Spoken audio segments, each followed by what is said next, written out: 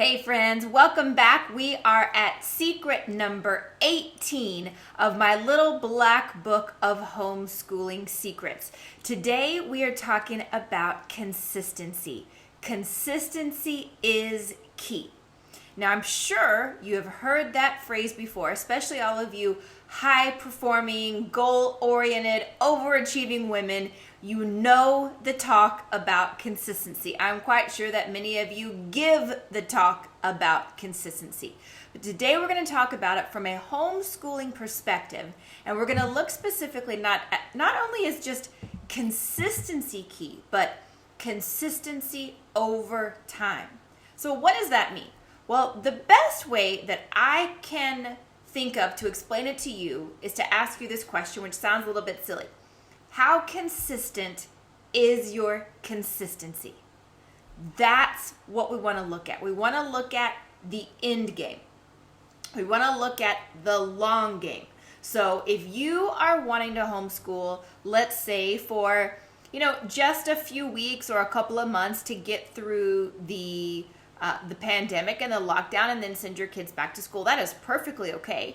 And there are certain tactics that you would use to just, keep everyone afloat and to keep everyone from killing each other and to keep everyone coasting until we go back to school. But if you're looking at this longer term, if you're looking at this as a true strategy because you believe that by you taking personal responsibility and ownership for the education of your kids, that it's actually going to give them a better outcome and a better long-term result, then obviously you would be going into this process with a different strategy, right? So that's what I want to look at right now, is I want to look at your end game and how you can work backward from that to set yourself up for positive long-term consistency. Here's what I know. Whether it is teaching a child to eat in a healthy way, whether it is teaching them potty training, whether it is teaching them a bedtime routine and sleep patterns, or whether it is teaching them education and schooling, consistency is the bottom line baseline key to making anything and everything work. It's just the same with adults, right? Think about it from a health perspective, okay? If I am going to exercise really, really hard 1 or 2 weeks a month, and then I'm going to be so-so with my exercise the 3rd week, and then I'm going to just do nothing at all the 4th week, what would my efforts look like following that pattern across the course of a year? Not too great. Okay, same thing with our food. What if I eat really, really well half the week? The other half the week I eat so-so, and a couple of days, 1 or 2 days a week, I just totally blow it and go on a binge fest. How will my body weight and health look if that's my pattern across the course of the year? What you get into it, of course, what you put into it determines what you get out of it. Same thing here. So we've got to look at, there's a balance, there's an ebb and flow of, with anything, you're just leaning into it. We already said we're going to start ugly, and we're going to be okay with that, and we're going to give ourselves the grace and the patience and all the time that we need to get into a rhythm and get into a good flow. That doesn't change. That 100% is the case. Okay? On the flip side of that, we've got to look at what we're aiming for. Okay? What we're aiming for is getting into a very good rhythm, a good flow, good patterns of consistency. Think of it when you go to elementary school. And you've got an elementary school teacher, and she is so loving and so warm and welcoming and kind. And when the children come in, she tells them, they have their routine. They get out there, they put away their backpacks, they get out their pencils, they get out their paper, they do their morning activities. It's written on the chalkboard. She's literally training them like little soldiers. They knew how to line up for recess. They know how to go to lunch. They know how to go to the bathroom. And by the time the 2nd or the 3rd week of school roll around, these children are programmed and conditioned for how to thrive within that little mini ecosystem, right?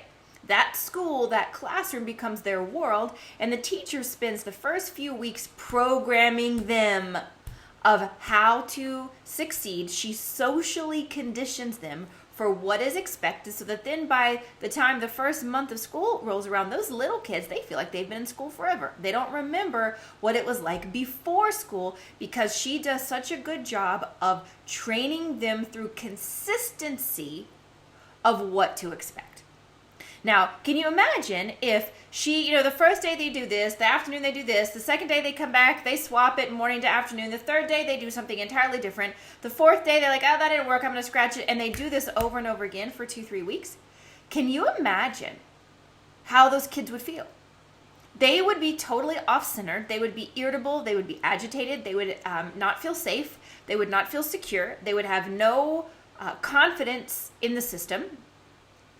And without being aware of it, that is what we create with our children, with our morning routines at home, with our evening routines at home, with our weekend schedules. It's just very helter-skelter all over the place. Now, I am not saying that you have to be regimented and, again, like a drill sergeant with every minute of the day accounted for.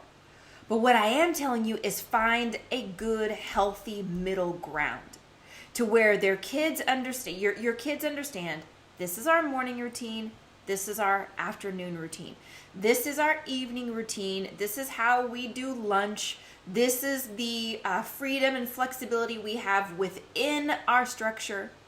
And so they feel safe and secure, but at the same time, they feel like they have a little bit of freedom. They have a little bit of autonomy. They have a little bit of flexibility. They have a little bit of say in how everything works. But day in, day out, over the course of the weeks and the months, and as a year goes by, they know the routine. Children thrive within structure. So if they know what is expected of them, they know what they do in the morning, they know what they do midday, they know how to set up for the school day, they know how to pack away for the school day, all of these little things, it doesn't matter what they are, just so long as you can give your children that gift of feeling secure and safe and like they understand what's going on so that they can feel in control of their own world. All of that comes through consistency.